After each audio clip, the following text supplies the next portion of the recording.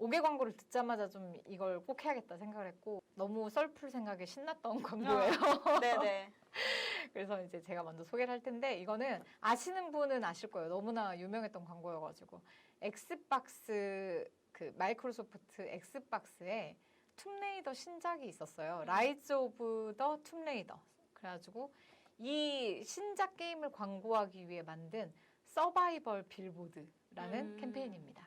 제목에서부터 뭔가 좀 느껴지지 않나요? 네, 저는 원래 그 처음에 타이틀만 말씀해 주셨을 때는 아, 뭐였지 했는데 보자마자 아, 그거 네. 아, 이거 저도 되게 좋아했던 네. 캠페인이었거든요. 네. 이 캠페인이 2015년 말에 이제 공개가 됐어요. 영국에서 이제 공개가 된 캠페인인데 당시까지만 해도 5개 광고, 특히 게임 5개 광고들은 그냥 뭐 무슨 신작 게임 론칭 이런 식으로 단방향적인 광고 메시지들이 주를 이루던 시점이었는데 이 엑스박스가 고민을 합니다. 게임이라는 이 장르의 특성은 유저가 뭔가를 누르거나 버튼을 누르거나 하면 바로 즉각적으로 그 캐릭터가 무언가를 하잖아요. 해야죠. 반응을 하잖아요. 네네.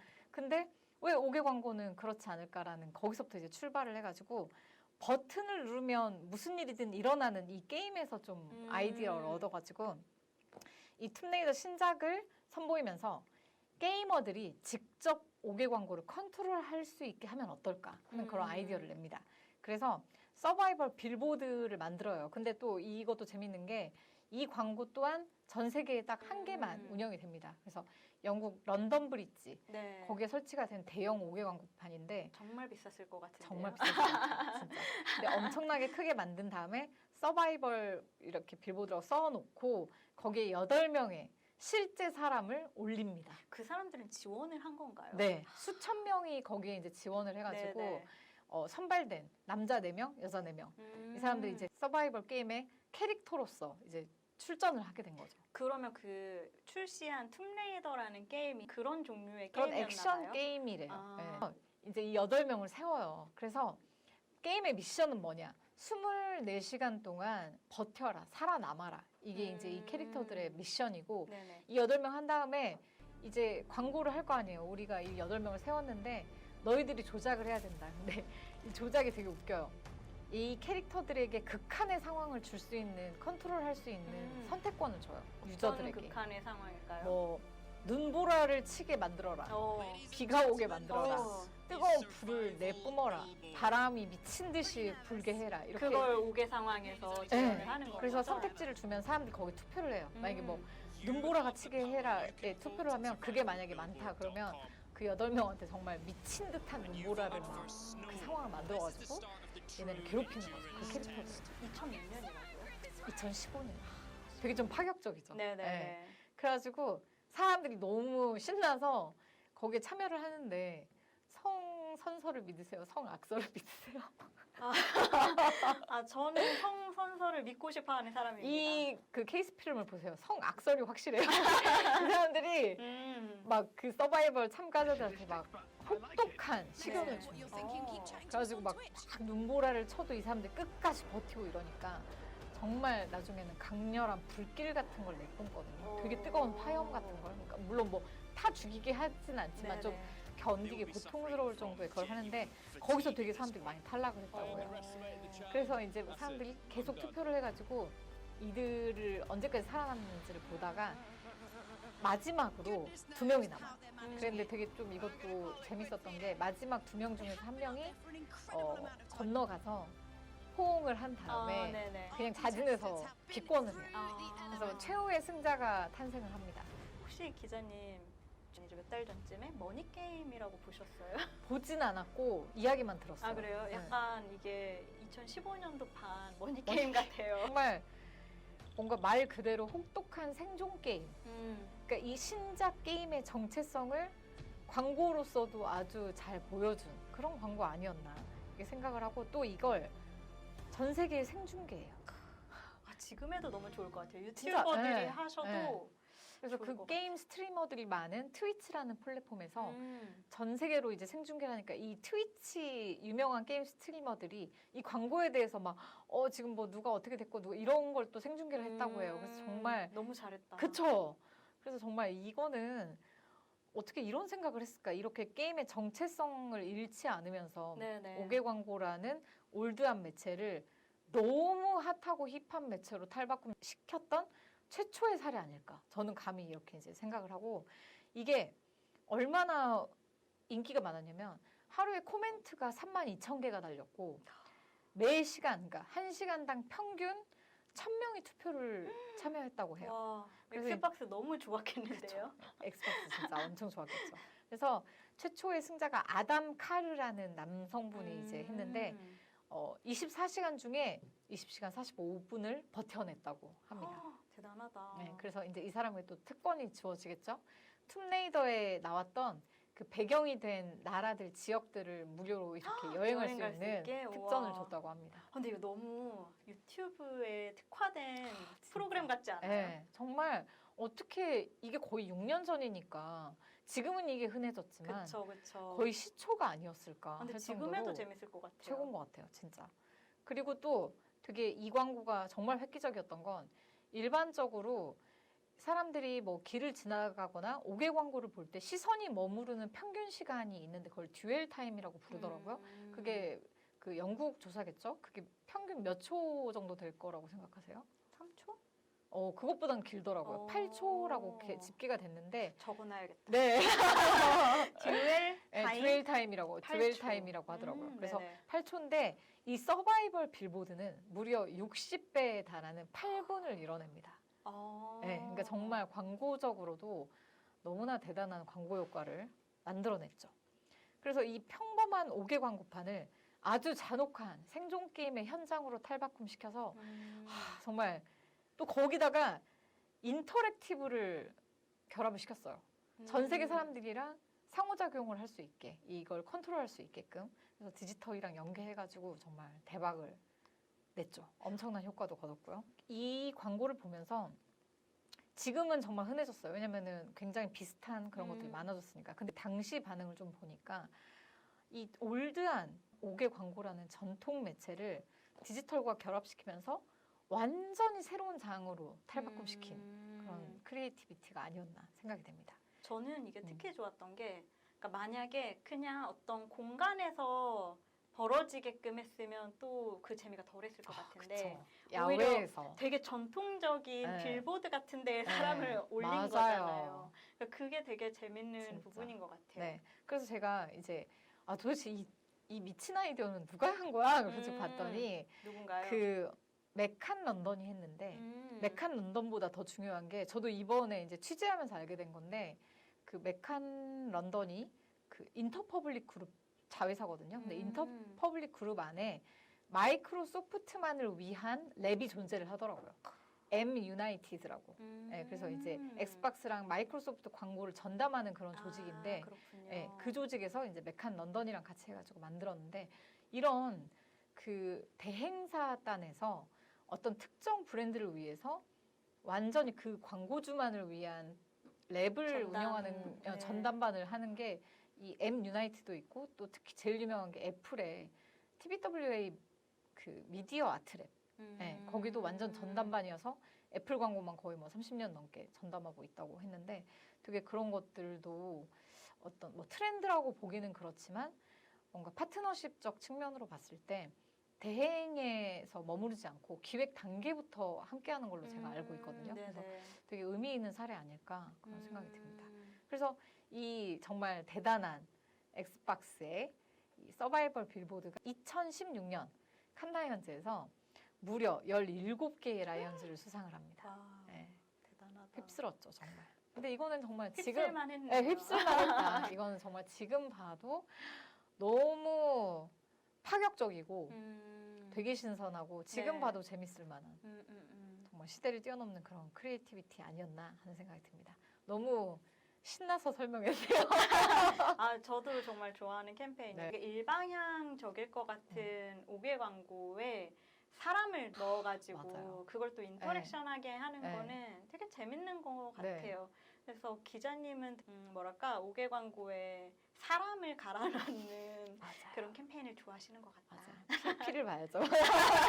그리고 되게 그거 중요한 것 같아요.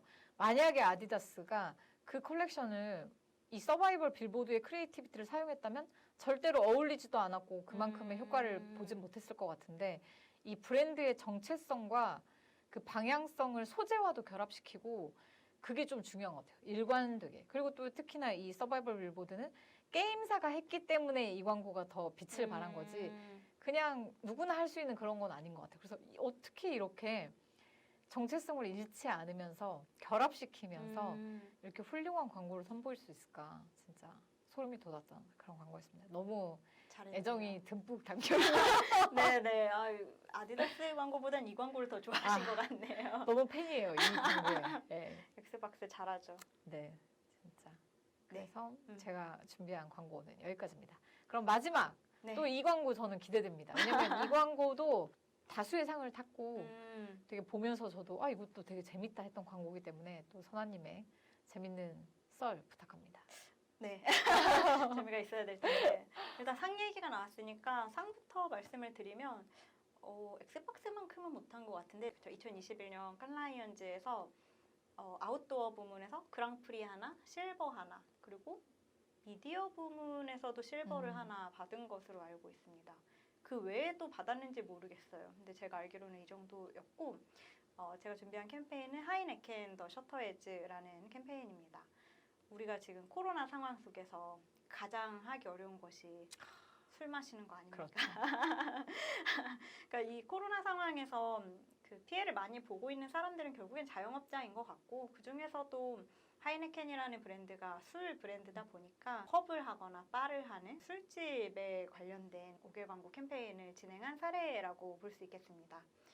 이거는 제가 케이스 필름으로 접한 게 더 많아요. 이거는 또 좀 어떻게 보면 전형적이거든요. 그러니까 프린트된 거를 어떤 매체에 이렇게 붙이는 것이다 보니까 그래서 그냥 이미지로만 봤을 때는 그렇게 새롭게 느껴지지 않을 수 있는데 케이스 필름을 보면 이제 바의 간판이 막 불이 하나둘 꺼지는 장면이 나와요. 셧다운 되면서. 네네 그렇죠. 그래서 어떤 사람이 나와가지고 되게 또 슬픈 느낌으로 다큐멘터리 느낌으로 제 삶에서 가장 힘들었던 일 중에 하나가 제 바가 문을 닫은 모습을 본 거였습니다. 이런 식으로 얘기해요. 그러니까 2020년도는 결국 그 코로나 때문에 거의 다 모든 바가 이렇게 문을 닫게 된 그런 상황이었죠. 그러니까 이런 상황 속에서 맥주 브랜드 하이네켄의 아이디어는 코로나로 인해서 닫혀버린 바의 셔터가 그들의 문을 다시 열게 하는 그런 캠페인의 방식으로 도와준다면 어떨까? 이런 아이디어를 냈던 거예요. 근데 기존의 하이네켄은 그 예산이 어마어마한 큰 브랜드잖아요. 그래서 글로벌 미디어 예산에서 10%를 5개 광고에다가 써왔다고 해요. 우리 아마 많이 보셨을 거예요. 국내에서는 저는 본 적은 별로 없는데 해외 여행 가시면은 진짜 막 빌보드 막 가는 길목마다 엄청 하이네켄. 하이네켄 광고 보이고 그랬거든요. 근데 그거를 기존에 했던 그 다 정해져 있던 그런 큰 빌보드 판이 아닌 바의 셔터에다가 광고를 하는 것으로 그 예산 배치만 바꾼 것이라고 보면 될 것 그 같아요. 바 주인들에게 광고 예산을 주는 형식으로 그렇죠, 하는 건가요? 그렇죠. 정말 그 우리나라로 치면 지역 상생. 되게 오늘 우리나라 비교를 하면 뭔가 갑자기 굉장히 친밀해지는 느낌이 그렇죠. 상생 광고를 하게 되는 거예요. 느낌이 되게 어색하지만 그래서 그 셔터 애드에는 이런 내용들이 이렇게 막 써 있어요. 지금은 이 광고를 보시고 나중에 이 바를 이용하세요. 뭐라던가 지금 이 바는 셔터를 내렸지만 다시 올라갈 겁니다. 뭐 이런 식의 희망적인 메시지 그런 주시면서. 메시지들이 있는데 또 하이네켄이 그 브랜딩을 절대 잊지 않는 거죠. 여러분들 나중에 곧 만나요 해놓고 마지막에 하이네켄은 이 바가 다시 여는 것을 지원하기 위해서 저희는 이 광고 공간에 대한 비용을 바에다가 직접 지불하고 있습니다. 이런 거를 또 이렇게 대놓고 그렇죠. 네, 그거 들어가야죠. 그렇죠. 그래서 이 캠페인은 주로 아르헨티나에서 진행을 했더라고요. 스페인에도, 이태리에도, 독일에도 그리고 인도네시아에도 집행을 했다는 내용을 봤었어요. 그래서 이 글로벌적인 스케일. 이야, 진짜. 근데 너무 좋은 아이디어 같아요. 그러니까 말씀하신 대로 굉장히 전통적인 방식이지만 광고판만 바꿨을 뿐이지만 효과는 그대로 더 이상으로 누리면서 그렇죠. 도움이 필요한 것에 또 도움도 주고 생색도 내면서 그렇죠. 네. 그래서 이 캠페인으로 인해서 그 세계에 있는 5,000개 이상의 바가 지속 가능한 스케일 보소. 미디어 바잉 플랫폼으로 변했다 이렇게 이야기를 하고요. 이거에 대해서 또 언론사들이 또 엄청 칭찬을 하는 거죠. 그쵸. 그럼 또 그쵸. 그게 또 PR이 엄청 네. 되죠. 그래서 하이네켄이 우계 광고하는 방법을 아예 바꿨다. 완전. 이런 이야기도 하고 하이네켄이야말로 이런 바 비즈니스, 술집 네. 비즈니스의 후원자다. 뭐 진짜. 이런 식으로 엄청 칭찬을 하는 거예요. 근데 이건, 또 다 공감을 할 수밖에 없죠. 네. 너무 잘했으니까. 이건 어디가 대행했나요? 이것도 퍼블리시스. 아. 네, 퍼블리시스고 지역이 다르는데 퍼블리시스 이태리에서 했네요. 근데 정말 이 캠페인이 또 정말 똑똑하다고 느껴지는 건 어떻게 보면 하이네켄 입장에서는 바 주인들이 자신들의 주 고객이잖아요. 맞아요. 진짜 네. 중요한 부분인데. 근데 그 부분들을 도와주면서 향후에 고객 관리도 더 잘할 수 있고. 그쵸. 그러니까 저도 그 부분이 정말 중요하다고 생각하는데 이게 자기들의 파트너를 어떻게 생각하는지를 보여주는 맞아요. 그런 캠페인이었다고 생각을 해요.